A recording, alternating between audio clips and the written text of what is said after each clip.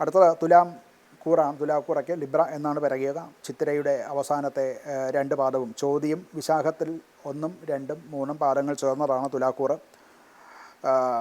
ഇവർക്ക് ചില ആശയക്കുഴപ്പങ്ങളൊക്കെ ഉണ്ടാകാവുന്ന അവരുടെ കരിയർ വൈസ് അല്ലെങ്കിൽ പ്രൊഫഷൻ വൈസ് പഠിത്തം ഉള്ളവർക്ക് ആണെങ്കിൽ അങ്ങനെ ഗവേഷണം മുതലായിട്ടുള്ള കാര്യങ്ങളിലൊക്കെ എല്ലാ മേഖലകളിലും പൊതുവേ ഒരു ചില ആശയക്കുഴപ്പങ്ങൾ ബുധൻ്റെ ഒരു സ്വാധീനമുണ്ടാകും, അതുകൊണ്ട് ഉണ്ടാകാവുന്നതാണ്.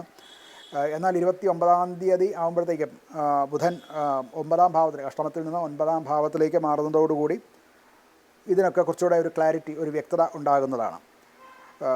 ആദ്യ ഭാവത്തിൽ കുറച്ച് പ്രശ്നങ്ങളൊക്കെ കരിയർ വൈസ് ഉണ്ടായിക്കഴിഞ്ഞാലും അല്ലെങ്കിൽ ബിസിനസ്സിലോ എഗ്രിമെൻറ്റ് ഉണ്ടാക്കുന്നതിലും എഴുത്തുകുത്തുകളിലും മറ്റൊക്കെ ചില ദുരിതങ്ങളൊക്കെ അവർക്ക് വരാവുന്നതാണ്.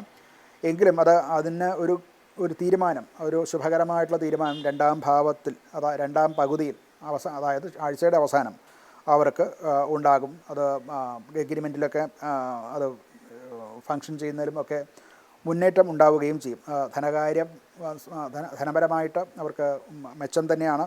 സ്ഥിരമായിട്ടുള്ള വരുമാനം അവർക്ക് ലഭിച്ചുകൊണ്ട് തന്നെ ഇരിക്കും. മറ്റ് കഷ്ടനഷ്ടങ്ങൾ ഒന്നും തന്നെ ഉണ്ടാകാൻ സാധ്യതയില്ല. കുടുംബജീവിതത്തിനും സമാധാനം തന്നെയാണ്. മറ്റ് കുടുംബജനങ്ങളോടുകൂടി സന്തോഷമായിട്ട് വർത്തിക്കാൻ അവർക്ക് സാധിക്കുന്നതാണ്.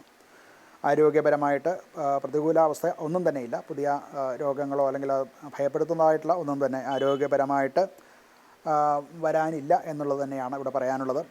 ഇവർക്കൊരു പരിഹാരം എന്നുള്ള നിലയ്ക്ക് ദുർഗാദേവി ഭജനമാണ് ഉത്തമമായിട്ടുള്ള. ദേവീ പൂജ ചെയ്യുക, ദേവീ സ്തവങ്ങൾ അഥവാ ദേവിയുടെ കീർത്തനങ്ങൾ ജപിക്കുകയോ ആ മന്ത്രങ്ങളെ കൊണ്ട് ഉപാസന ചെയ്യുന്നതും ലളിതാ സഹസ്രനാമം മുതലായിട്ടുള്ളവ വളരെ ഗുണം ചെയ്യും. അങ്ങനെയുള്ള കാര്യങ്ങളൊക്കെ ചെയ്യുന്നത് ഒരു പരിഹാരം എന്നുള്ള നിലയ്ക്ക് പറയാവുന്നതാണ്.